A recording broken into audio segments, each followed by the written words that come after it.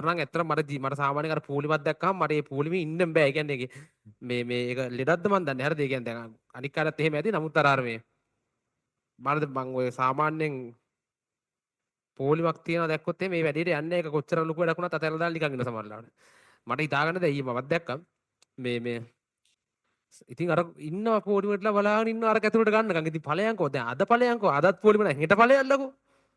තව ලබන සතිය ඵලයල්ලකෝ. ඉතින් මිනිස්සු යනවා ඒක අමුතු ඒකේ තාතල් එකක් ඇතිනේ අර ගිහිල්ලා පොර කකා රෙදි අරගෙන මේවා කරගෙන තල්ලු වෙවි අරද මේ පැත්තෙන් ගත්ත රෙද්ද තව එකේ කර පැත්තෙන් අල්ලගෙන ඌත් ඒක අදිනවා මූත් මෙහාට අදිනවා. නේ දෙපැත්ත රෙදි ඇදගෙන මේවා කරගෙන බැනගෙන නේ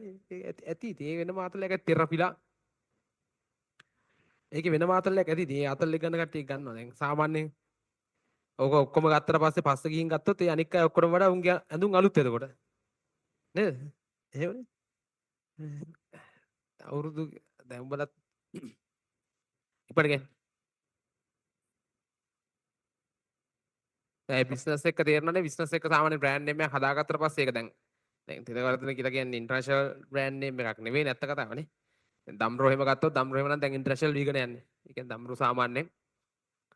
අවුරුදු දැන් 40කට විතර කලින් 40ක්ද මන් දන්නේ ඉතිහාසයේ මට මතක නැහැ හරියටම අවුරුදු 30ක් 40ක් වගේ කාලෙ කියමුකෝ ඒ කාලෙත් දම්රෝ කියලා කියන්නේ අයියේ මල්ලි තමයි නිකන්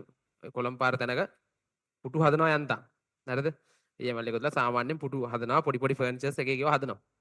දැන් අවුරුදු 40කට කලින් විතර මේ පටන් ගත්ත බිස්නස් එක දැන් ඒගොල්ලෝ පරම්පරාවක් දැන් ඊළඟ පරම්පරාවේ බිස්නස් එක රන් කරනවා ඇත්තේ දැන් මම කියන්නේ ඉන්දියාවේ එහෙම ෂෝරූම් සෑහෙන ප්‍රමාණයක් තියෙනවානේ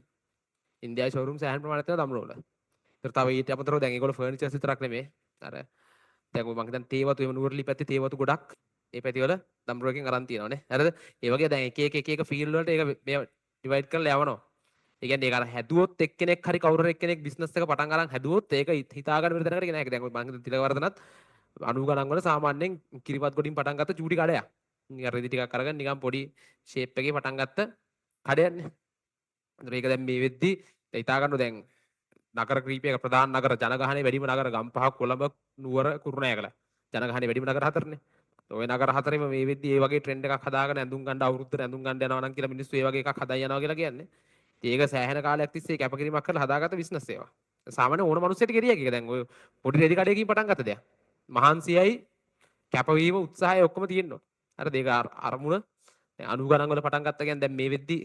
අවුරුදු 30ක ඉතිහාසයක් තියෙනවනේ 30ක ඉතිහාසයක් කියලා කියන්නේ දැන් මේ පටන් ගත්ත මිනිස්සු අවුරුදු 30න් පටන් ගත්තා නම් මේ වෙද්දි අර 60ක් දැන් මේ වෙද්දි අරගේ පරම්පරාව ඉවරයි දැන් කවුද ළමයි තමයි දැන් ඔක අරන් යන්නේ ඉස්සරහට අර පරම්පරා කීපයක් දැන් ඉන්දියාවේ අම්බානිලා ගත්තොත් මුකේෂ් අම්බානිගේ තාත්තගේ තාත්තා තමයි මුලින්ම බිස්නස් එක පටන් ගන්නෙ පස්සේ අම්බානිගේ තාත්තා බිස්නස් එක සාමාන්‍ය තැනකට ගේනවා මුකේෂ් අම්බානි එක ලෝකේ ප්‍රධානම බිලියනපතියෙක් වෙන මට්ටමට බිස්නස් එක අරන් එනවා ඒක තමයි ඒක ඉතින් ඒක අර බිස්නස් කාණ්ඩ අයිඩියා තියෙන ගොඩක් අයගේ ඒක අයිඩියා එක දැන් තියෙනවනේ අයිඩියා එක තිබ්බට වැඩක් නැහැ ඉතින් එයා මාත් බිස්නස් එකක් කරලා හොඳට සල්ලි හොයනවා ඕ බෑ ඉතින් හරිද අර පොඩි කාලේ අහුවම කියන්නේ මම හොඳට ඉගෙන රටර වැද්දා වැරදායි පුරවැසියෙක් බවට පත් වෙනවා අර කියන්නේ හරිද දැන් ඉගෙන ගන්න මේ ඒ වගේ තමයි ඉතින් අර මේ හිතුවට බෑ ඉතින් ඒක කරන්න යන්න ඕනේ එච්චර හරි ගන්න වැඩේ පටන් ගමු අපි ස්පීඩ් ඉනෝගනික් 3 එක ගන්න සාකච්ඡා